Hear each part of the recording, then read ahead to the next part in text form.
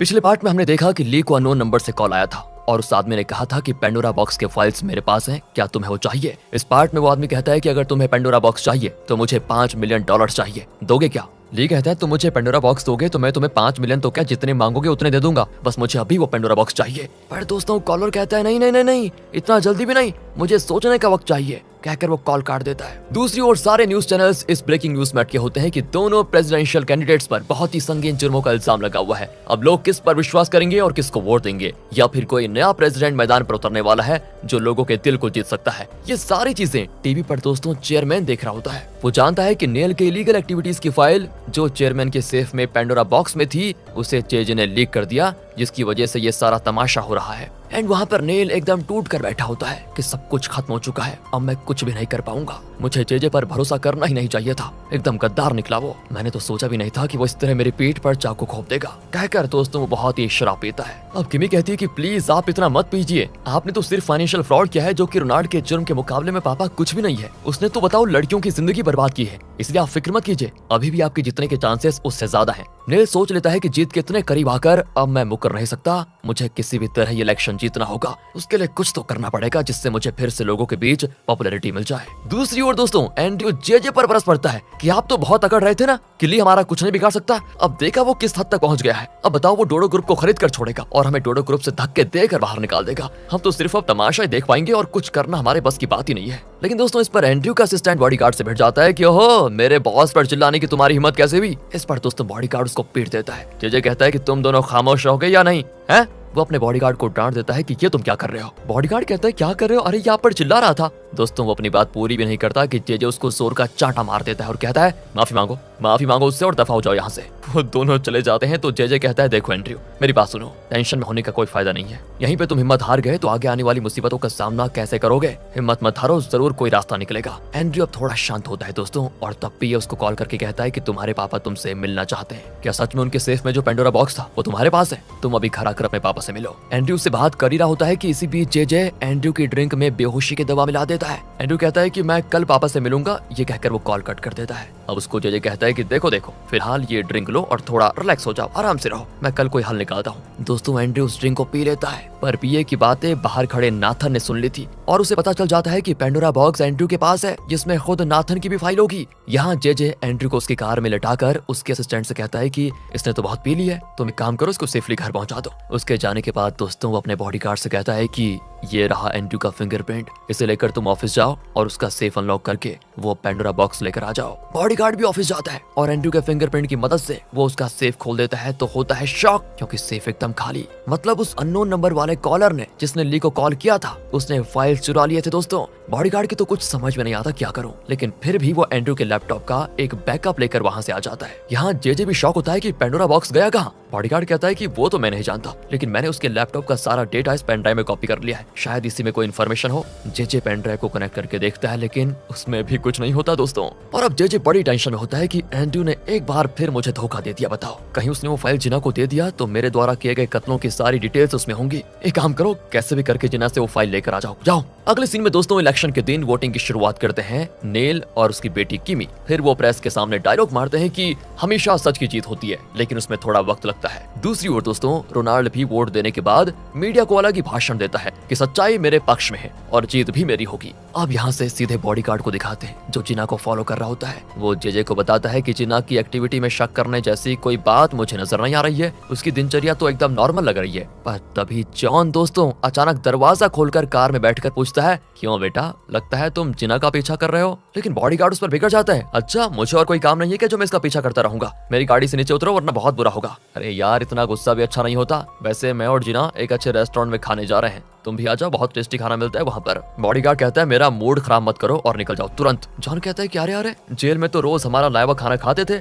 फिर यहाँ पर कैसी शर्म, चलो ना मजा आएगा। और अब बॉडीगार्ड को लगता है कि ये मुझे इस तरह तो छोड़ेगा नहीं, इसलिए वो उसके साथ चला ही जाता है। दोस्तों रेस्टोरेंट में वो बढ़िया खाना खाते हैं तो जिना कहती है कि तुम्हारे पास देखो अभी भी वक्त है, तुम जेजे के खिलाफ गवाही देने के लिए मान जाओ क्योंकि उसने कई कत्ल किए हैं, सच बताऊं तो उसका सबूत भी बहुत जल्द हमारे पास होगा और फिर वो बच नहीं पाएगा, और अगर तुम उसके साथ रहे तो तुम भी फिर से जेल में जाओगे, याद रखना इस बात को। बॉडीगार्ड बॉडीगार्ड भी उठ जाता है और अकड़ कर कहता है कि अच्छा इसलिए मुझे यहाँ पर बुलाया था तुमने। अब दोनों से शांत करता है कि अरे भाई लगता है गुस्सा तुम्हारी नाक की नोक पर बैठा हुआ है, इस तरह खाना बीच में नहीं छोड़ते यार, अच्छी बातें नहीं होती है ये, बैठकर आराम से खाकर जाओ भैया। जिन्हें उसे फिर कहती है कि देखो तुम्हारी गवाही सच को और मजबूत कर सकती है, न जाने क्यों मुझे तुम पर अटूट विश्वास है कि तुम्हारा भी एक ज़मीर है, अपने परिवार के बारे में जरा सोचो। इस तरह दोस्तों जिन्हें उसका ब्रेन वॉश करती है तो वो खाने का बॉल जॉन के मुंह पे धकेल कर चला जाता है एंड वो तुरंत जेजे को कॉल करता है कि मुझे नहीं लगता जिना के पास पेंडोरा बॉक्स है, जरूर वो एंड्रू के पास ही होगा।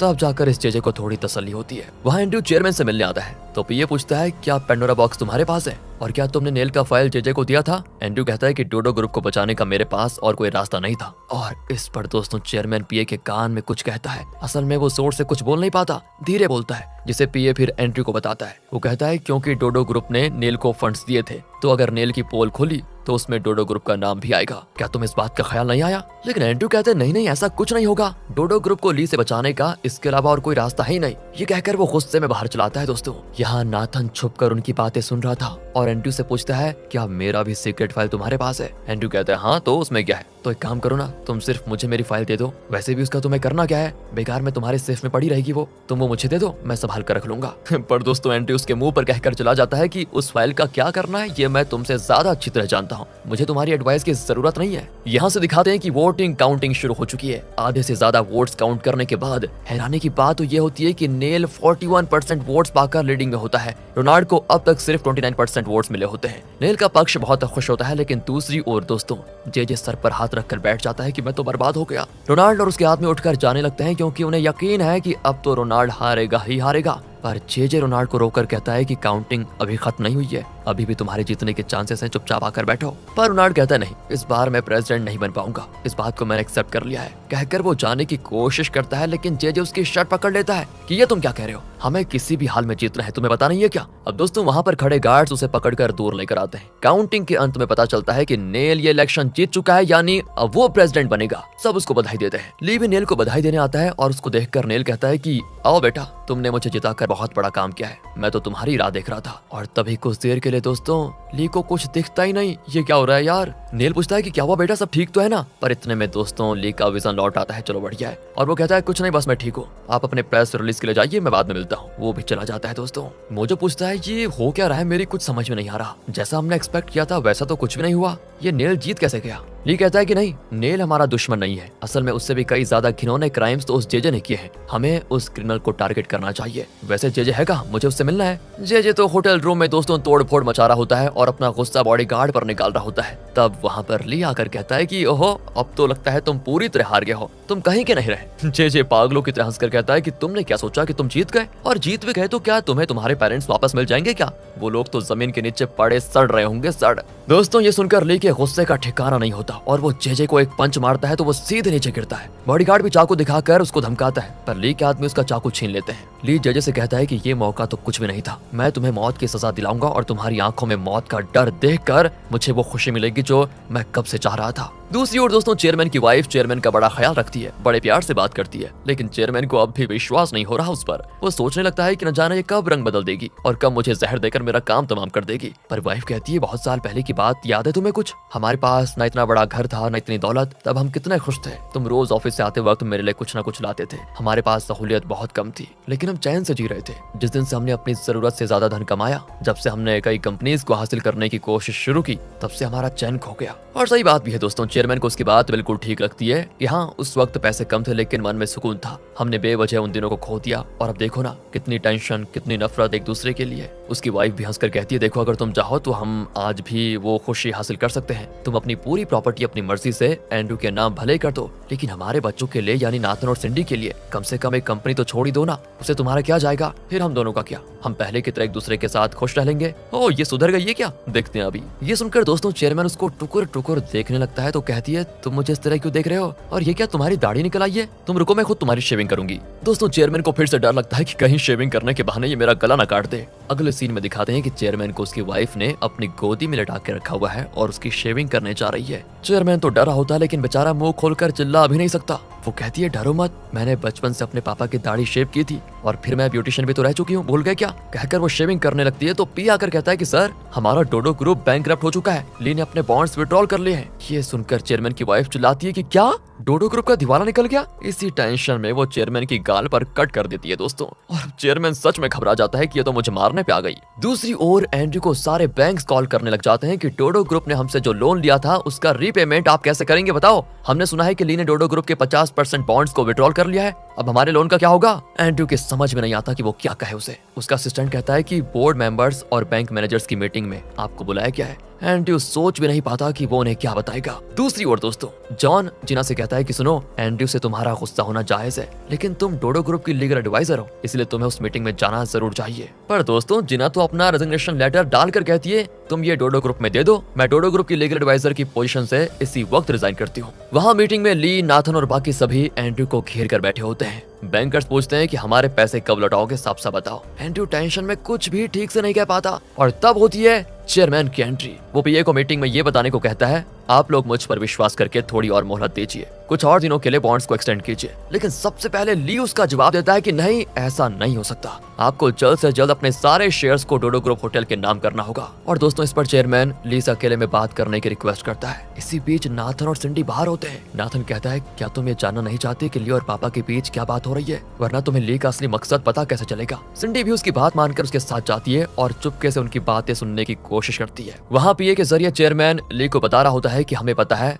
तुम सीडो कंपनी के ओनर के बेटे हो और डोडो ग्रुप और हम सब पर तुम्हारा जो गुस्सा है वो पूरी तरह जायज है। इस वक्त देखो डोडो ग्रुप मुसीबत में है, मेरी तुमसे विनती है कि तुम डोडो ग्रुप को बचा लो, बदले में मैं जेजे का वो सीक्रेट फाइल तुम्हारे हवाले कर दूंगा। इस पर ली कहता है कि देखिए जेजे ने जो कत्ल किए थे उसमें आपका भी हाथ था। और दोस्तों ये सुनकर सिंडी शॉक हो जाती है कि ली सब पहले से जानता था क्या। ली कहता है कि आप बखूबी जानते थे कि आपके बेटे नाथन ने ही मेरे पेरेंट्स का कत्ल करने के लिए जेजे को भेजा था, पर इतना कुछ जानते हुए भी आपने नाथन को कानून से बचा कर रखा। पर आप वहाँ भी नहीं रुके, आपने तो मेरी कंपनी भी मुझसे छीन ली, हमारा हॉस्पिटल जला डाला। इतना करने के बाद भी आप ये कैसे एक्सपेक्ट कर सकते हैं कि मैं आपकी कंपनी को बचाऊंगा बताओ। चेयरमैन जवाब देता है कि मुझे तुम पर विश्वास था और इसी विश्वास के आधार पर मैंने अपनी बेटी की शादी तुमसे करवाने का फैसला किया था। ली कहता है कि हाँ आप ठीक कहते हैं, सिर्फ सिंडी की वजह से मैं अब तक चुप हूँ, वरना तो अब तक मैं इस कंपनी का सत्यानाश कर चुका होता। सिंडी आप सबकी तरह क्रिमिनल दिमाग वाली नहीं है और मुझे खुशी है कि कम से कम वो तो अच्छी है। दोस्तों यहाँ पर चेयरमैन को अपने किए पे बहुत पछतावा होता है और अब अंदर ही अंदर वो घुटने लगता है, जिसकी वजह से उसका मुंह अपने आप खुल जाता है और कहने लगता है कि सारी गलती मेरी थी, प्लीज मुझे माफ कर दो। पर दोस्तों ली ये कहकर चला जाता है कि अब बहुत देर हो चुकी है।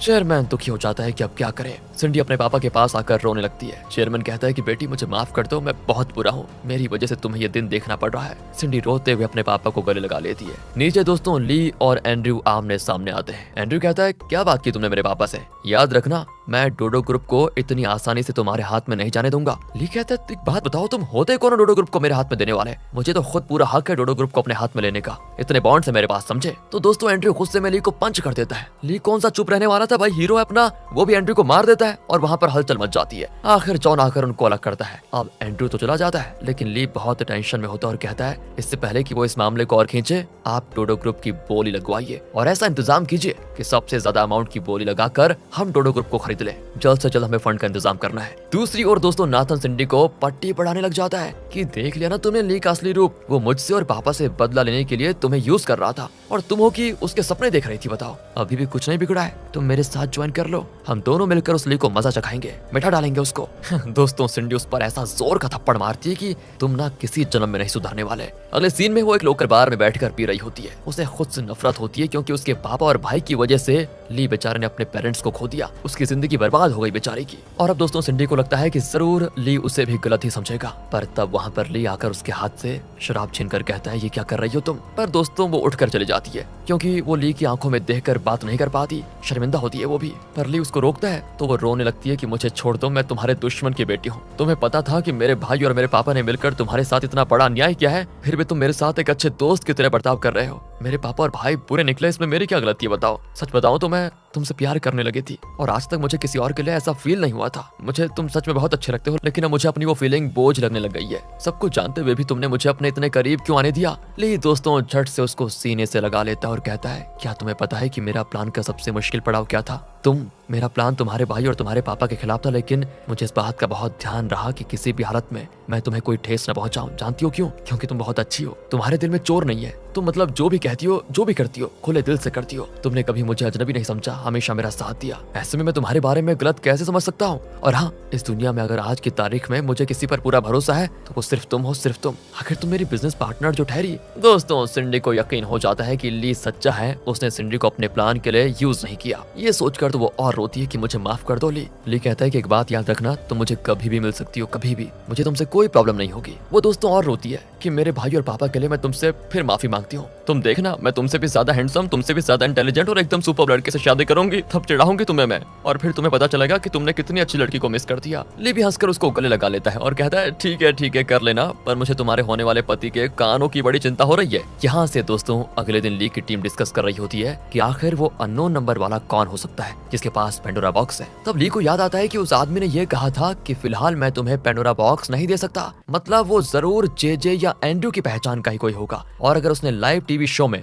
मेरे बारे में भी इतना कुछ कहा था तो इसका मतलब है कि जरूर मेरे उस पुराने सीडो हॉस्पिटल में उसने काम किया होगा। अब हमें ये पता लगाना है कि वो कौन है जो इतने साल पहले सीडो हॉस्पिटल में काम करता था और अब डोडो ग्रुप में भी काम करता है। अचानक दोस्तों ली फिर कुछ देर के लिए ब्लाइंड हो जाता है। मोजो कहता है हमें देर नहीं करनी चाहिए, हमें जल्द से जल्द तुम्हारा स्कैन करवाना होगा। अगले सीन में ली का स्कैन किया जाता है और जब रिजल्ट आता है ना तो ली मोजो और पैनी को सिर्फ इतना कहता है कि डॉक्टर ने कहा है कि ये सिर्फ एक टेम्पररी प्रॉब्लम है, अपने आप ठीक हो जाएगा। फिर वो जिना को दूर से देखने लगता है और तब उसे डॉक्टर की बात याद आती है। एक्चुअली डॉक्टर ने बताया था कि जल्द ही आपकी आंखों की रोशनी पूरी तरह से चली जाएगी, कुछ ही महीनों की बात है, फिर तुम पूरी तरह ब्लाइंड हो जाओगे और इसे किसी सर्जरी से भी ठीक नहीं किया जा सकता क्योंकि तुम्हारी आंखों में बहुत डैमेज हो चुका है। ये कहा था यार डॉक्टर ने, बताओ। और प्रेजेंट में वो जिना को देखकर मन ही मन सोचता है कि सिर्फ 6 महीने तक मैं तुम्हें देख पाऊंगा और इन 6 महीनों में ज्यादा से ज्यादा सिर्फ तुम्हें देखना चाहता हूँ मैं। ये सब सोचकर वो बहुत ही इमोशनल हो जाता है। दूसरी ओर दोस्तों जेजे पी रहा होता है। बॉडीगार्ड से कहता है कि अब कुछ नहीं हो सकता, सब मिट्टी में मिलने वाला है। तभी वहाँ पर नाथन आकर कहता है कि डोडो ग्रुप कितनी बड़ी मुसीबत में है और तुम यहाँ पर शराब पी रहे हो। पता है ली डोडो ग्रुप को खरीदने वाला है, क्या तुम कुछ नहीं कर सकते उसके खिलाफ? ये सुनकर जेजे चौंक कर कहता है क्या ली डोडो ग्रुप को खरीदने वाला है? वो तुरंत एंड्रू को कॉल करता है तो वो गुस्से में कहता है कि अब तुम्हारा गुलाम बन के रहने की मुझे कोई जरूरत नहीं है क्योंकि जिस डोडो ग्रुप के लिए मैं तुम्हारा पार्टनर बना था वो हाथ से निकलने वाला है। जेजे कहता है जल्दबाजी मत करो, हम कोई ना कोई हल ढूंढ निकालेंगे। पर एंड्रू ये कहकर कॉल काट देता है कि आइंदा मुझे कॉल ही मत करना। और अब जेजे को और टेंशन होती है। नाथन कहता है हमें किसी भी तरह एंड्रू से वो पेंडोरा बॉक्स लेना होगा, उसमें मेरा भी सीक्रेट फाइल है। अगर उसने हमारे फाइल से जिना को दे दिए तो कल सुबह सारे टीवी चैनल्स में अपना ही नाम बदनाम होगा। मेरे असिस्टेंट ने कहा था कि वो फाइल्स एंड्रू के सेफ में है। तो जेजे कहता है कि वो एंड्रू के सेफ में कैसे आ सकती हैं? 5 दिन पहले मेरा बॉडीगार्ड वहाँ चेक करने आया था, वहाँ तो कोई फाइल नहीं थी। दोस्तों अब दोनों को इस बात पर शक होने लगता है कि सच में पेंडोरा बॉक्स फाइल्स एंड्रू के पास हैं भी या नहीं, या वो झूठ बोल रहा था। दूसरी ओर दोस्तों एंड्रू जिना से मिलता है और कहता है मैं तुम्हें सब कुछ सच बताने के लिए आया हूँ। मैं डोडो ग्रुप को तो खो सकता हूँ लेकिन किसी भी हालत में मैं तुम्हें खोना नहीं चाहता, इसलिए प्लीज सुनो कि मैंने जो भी किया क्यों किया। पर जिना कहती है तुमने मुझसे झूठ पे झूठ बोला है और अब मुझे तुम्हारी एक्सप्लेनेशन सुननी ही नहीं। पर एंड्रू कहता है पेंडोरा बॉक्स मेरे पास है और वो मैं तुम्हें दे दूंगा, तुम बस मेरा साथ मत छोड़ना। जिना दोस्तों ये सुनकर शॉक हो जाती है कि पेंडोरा बॉक्स एंड्रू के पास है। दूसरी ओर मोजो अपनी छानबीन से ये पता लगा लेता है कि एंड्रू के सेफ से पेंडोरा बॉक्स को जिस आदमी ने चुराया था और ली को उसने कॉल करके फाइल के बदले $5 मिलियन भी मांगा था, वो कोई और नहीं नाथन का असिस्टेंट है। दोस्तों उसने रिसेंटली अपने पूरे परिवार को फॉरेन भेज दिया है और वो अपने अपार्टमेंट को बेचने जा रहा है। मोजो आगे कहता है कि इतना ही नहीं, वही था जो कई साल पहले तुम्हारे स्टूडियो हॉस्पिटल में काम करता था।